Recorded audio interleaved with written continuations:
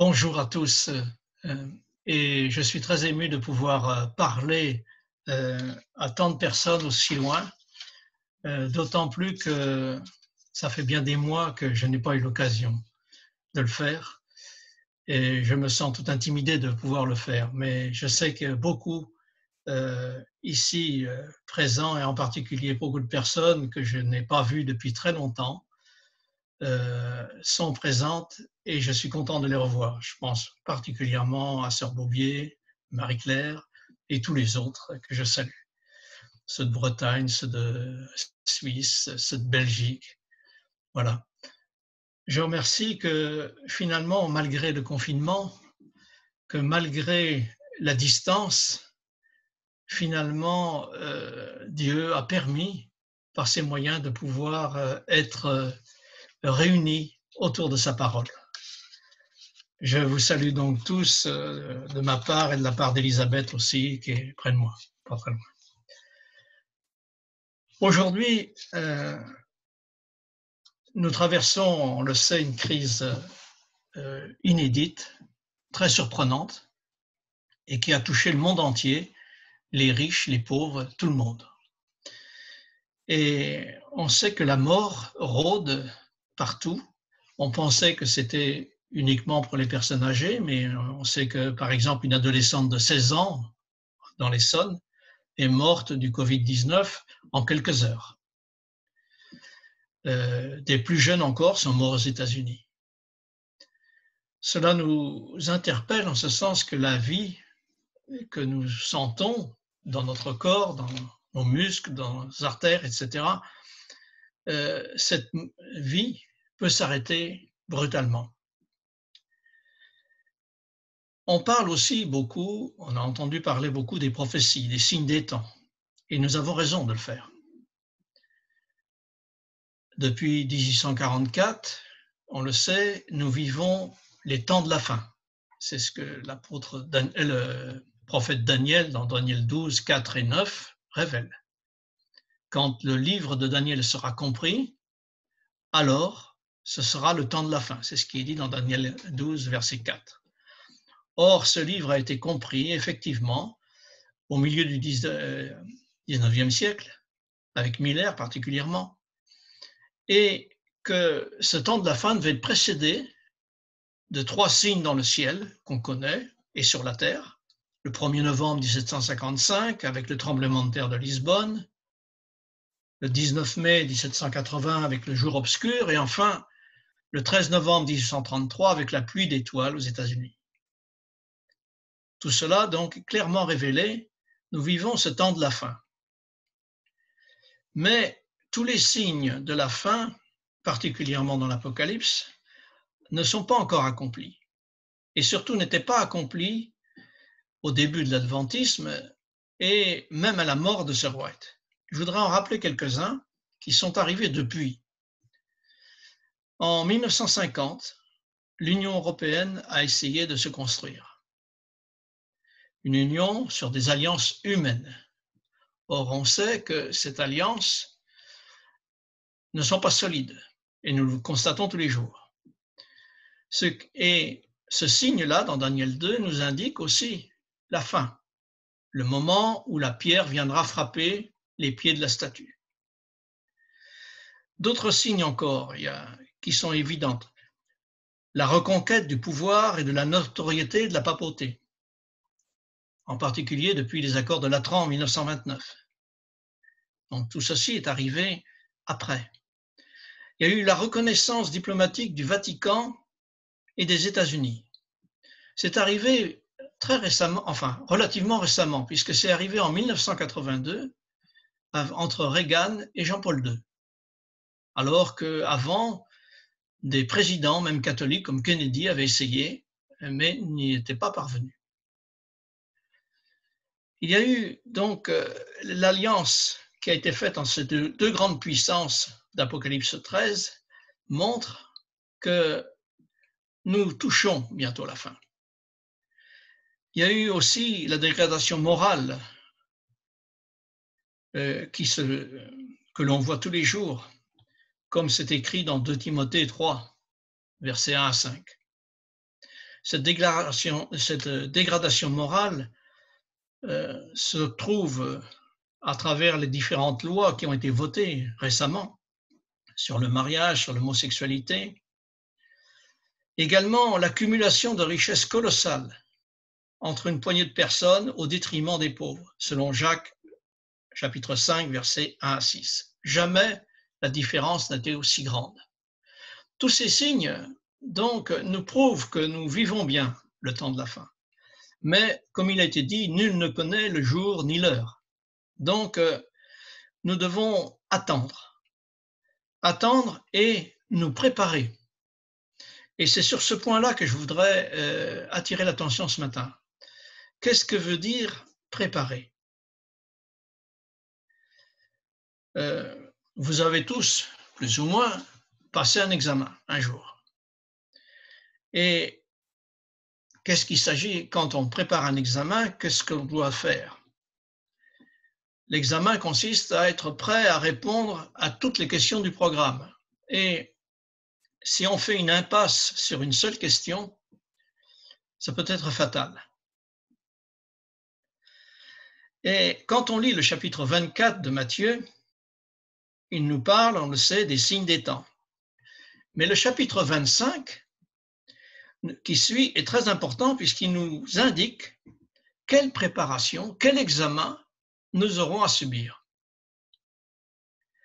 Et il y a 3 examens qui sont donnés dans ce chapitre 25. Et ces examens-là ont quelque chose de simple, mais aussi de très important. Parce qu'il n'y a pas de redoublement possible, il n'y a pas de session de rattrapage. Et tous, nous devons passer cet examen. D'après Ecclésiaste 12, verset 16, toute œuvre viendra, toutes les œuvres de tous les hommes viendront en jugement. En plus, l'enjeu de ces examens est des plus importants puisqu'il s'agit de la vie éternelle ou de la mort éternelle. Et malheureusement, on voit que dans cet examen, les 3, il y a des perdants, il y a des gagnants. Le premier examen, c'est dans Matthieu 25, versets 1 à 13. Vous le connaissez, je vais le lire. Alors, le royaume des cieux sera semblable à 10 vierges qui, ayant pris leur lampe, allèrent à la rencontre de l'époux. 5 d'entre elles étaient folles et 5 sages. Les folles, en prenant leur lampe, ne prirent point d'huile avec elles. Mais les sages prirent avec leur lampe de l'huile dans des vases. Comme l'époux tardait, toutes s'assoupirent et s'endormirent. Au milieu de la nuit, on cria « Voici l'époux, allez à sa rencontre ». Alors toutes ces vierges se réveillèrent et préparèrent leurs lampes. Les folles dirent aux sages « Donnez-nous de votre huile, car nos lampes s'éteignent ».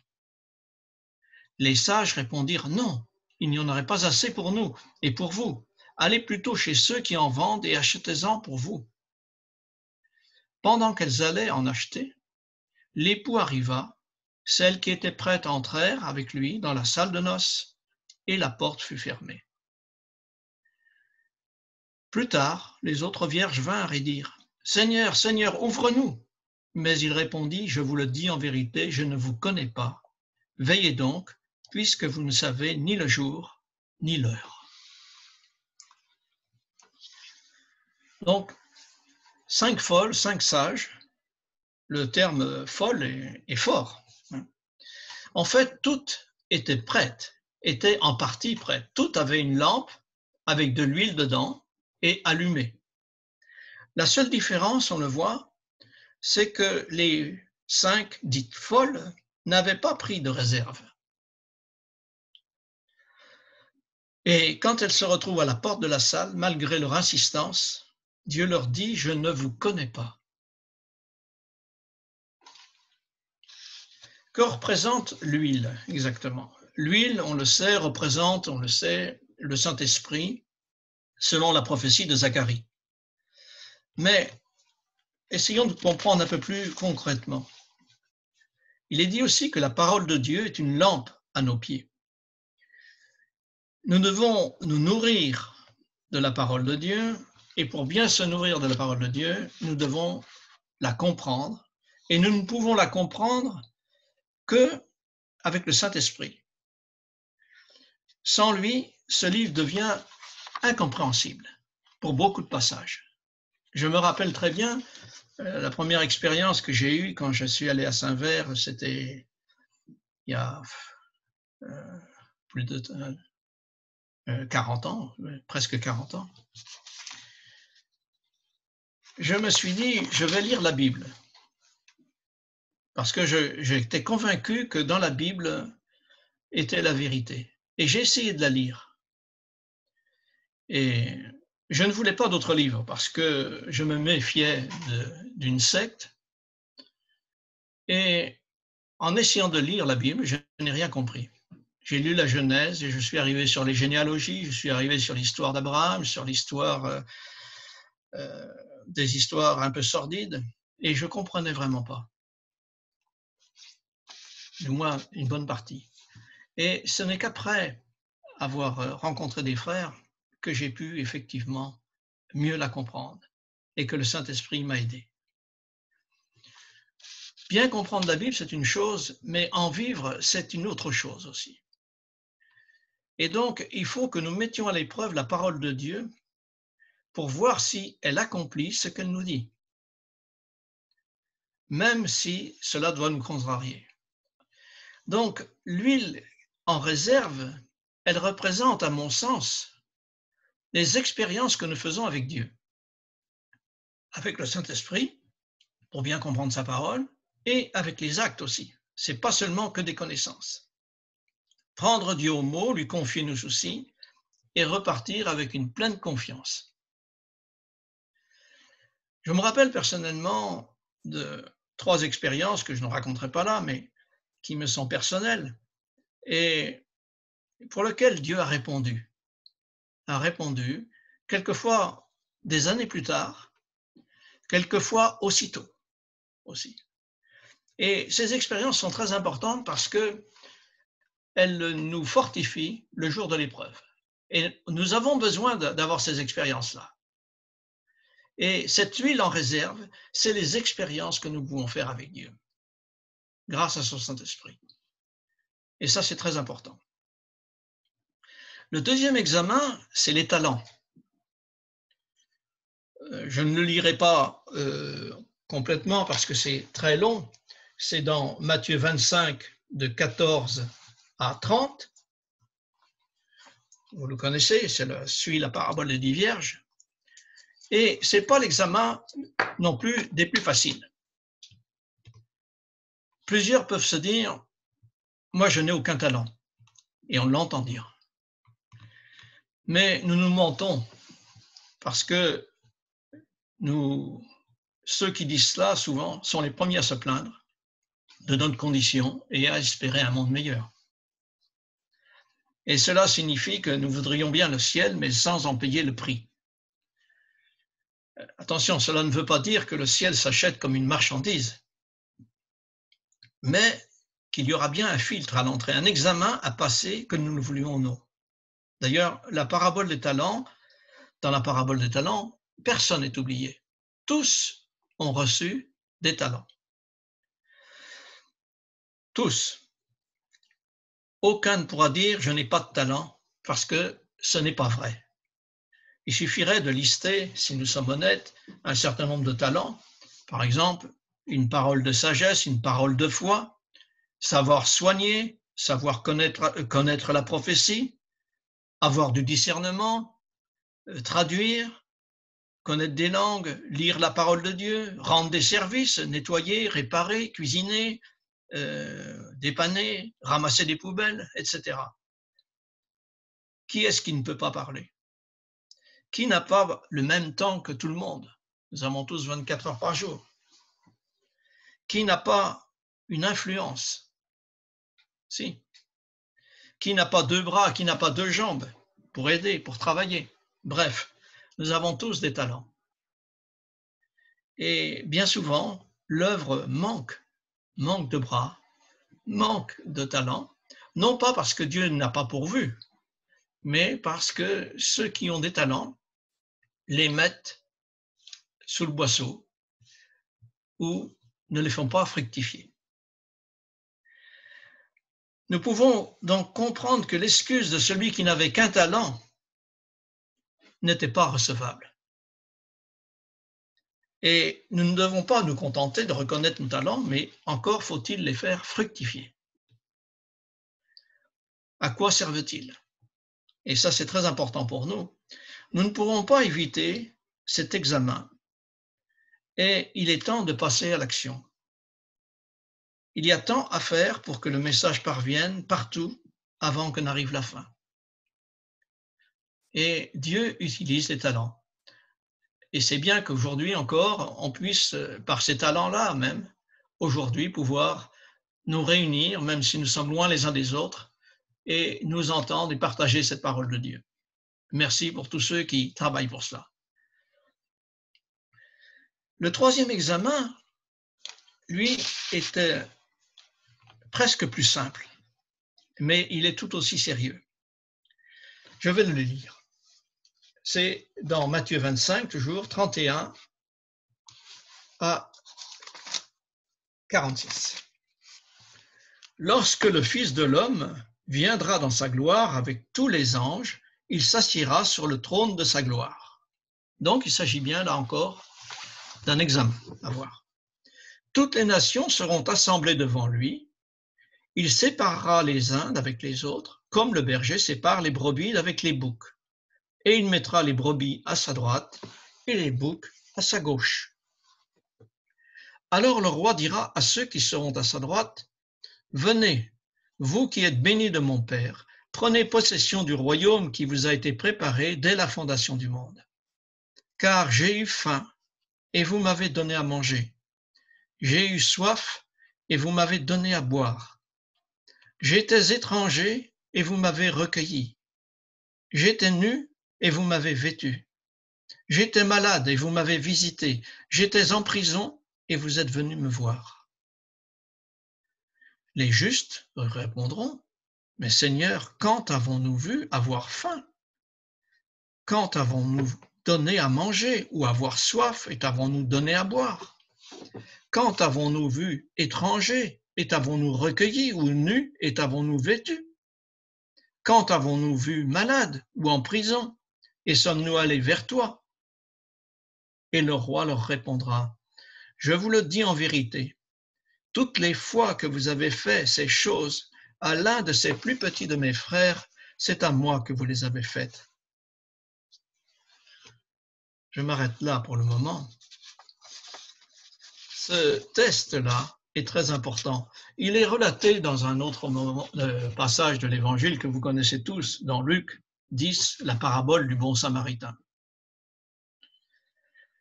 Qu'est-ce que nous avons fait devant toute misère?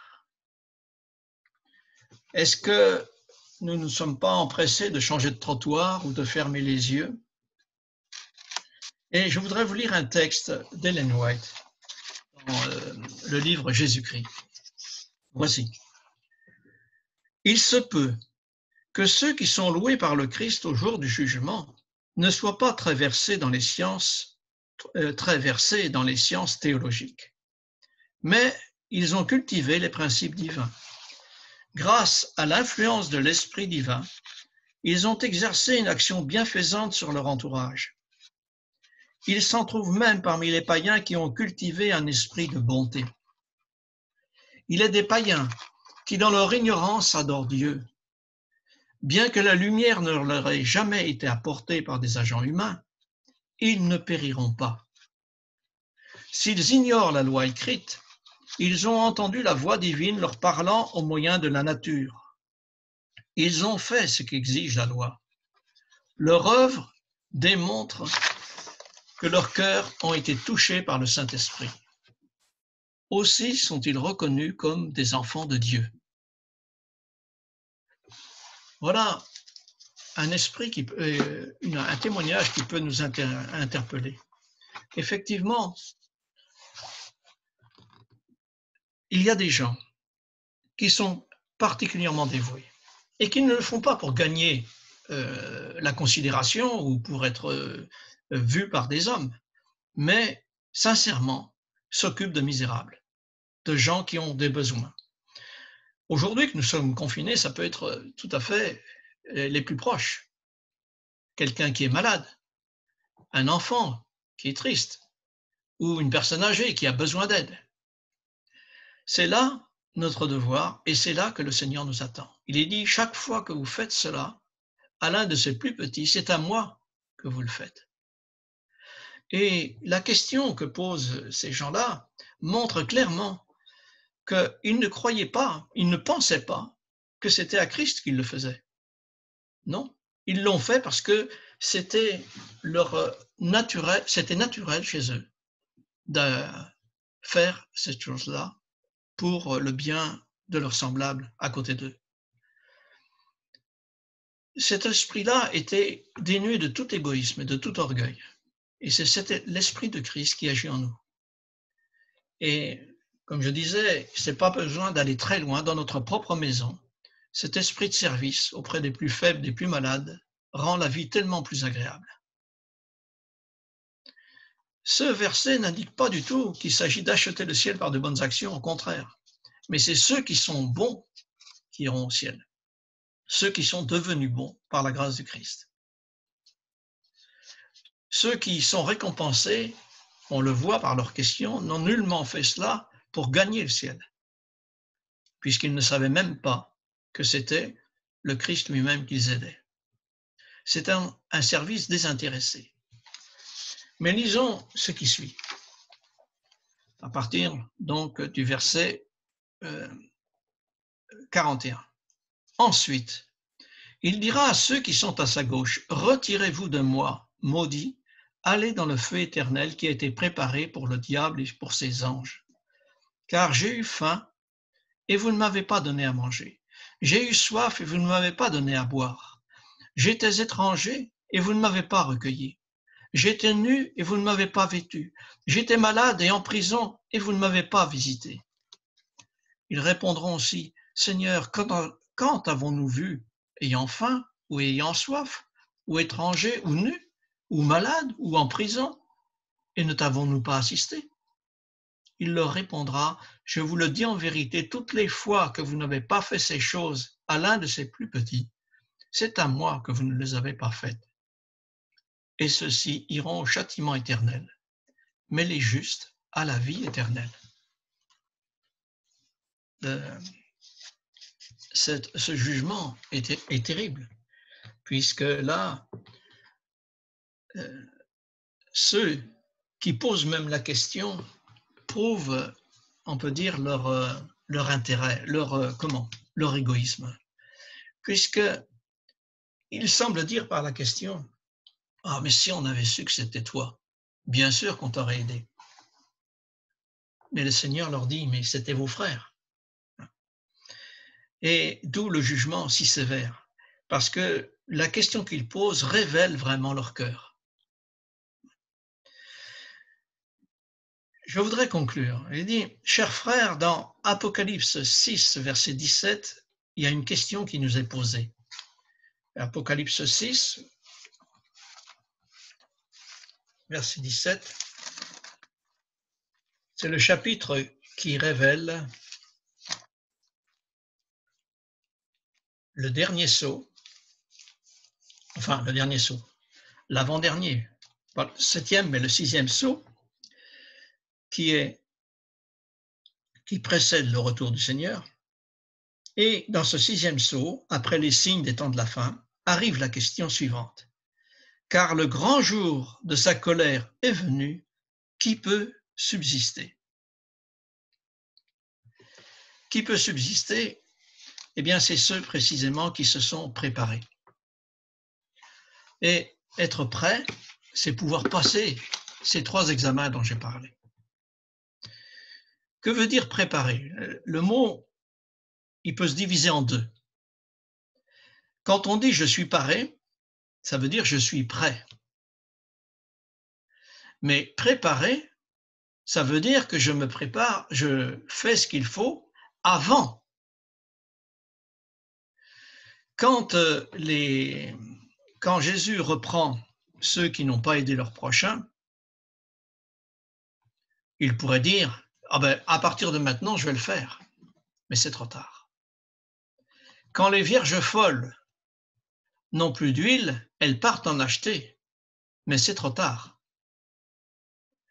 Et celui qui a gardé son seul talent bien au chaud, sans le faire fructifier, lui aussi ne peut plus se rattraper. Donc, cet examen-là, il faut, si l'on veut subsister à ce moment-là, il faut que ce soit maintenant, avant les événements, que nous nous préparions. Nous pourrions dire, oui, mais il y a encore le temps. La loi du dimanche n'est pas passée. Oui. Mais il est probable que quand ces événements-là vont arriver très vite, ils se dérouleront très rapidement, en quelques mois, nous ne pourrons pas, à ce moment-là, nous préparer. Ce sera trop tard. Ces 3 examens, donc, personne ne pourra y échapper.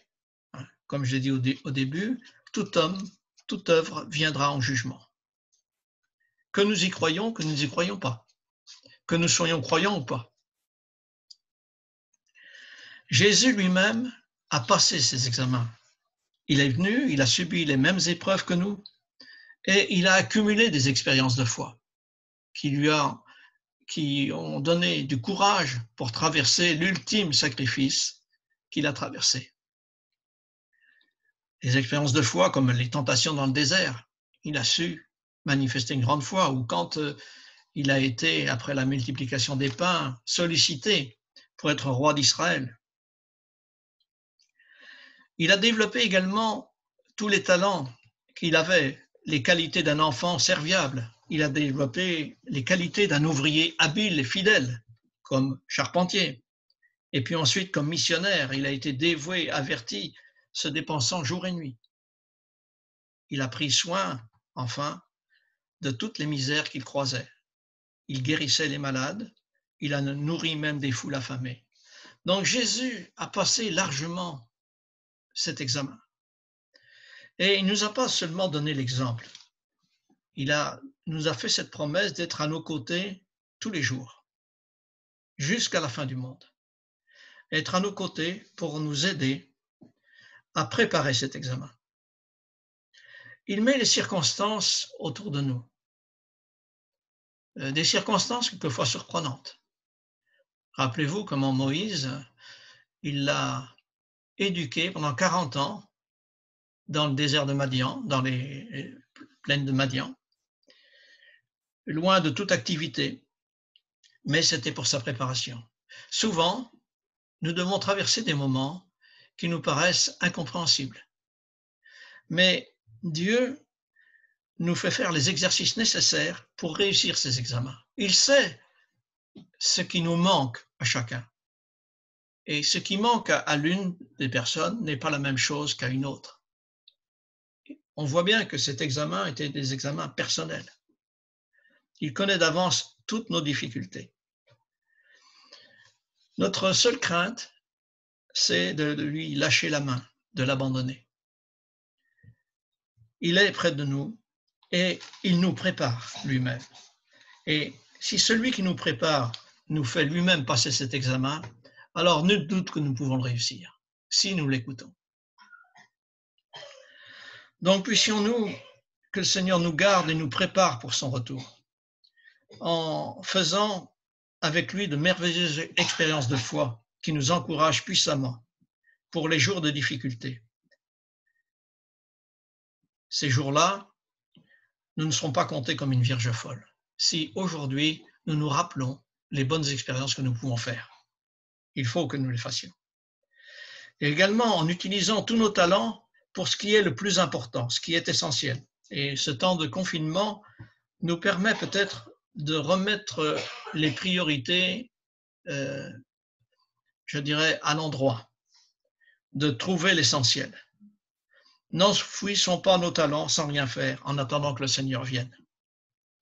Et enfin, en faisant tout ce que nous pouvons pour soulager tous ceux et celles avec qui nous vivons et qui ont besoin de notre aide.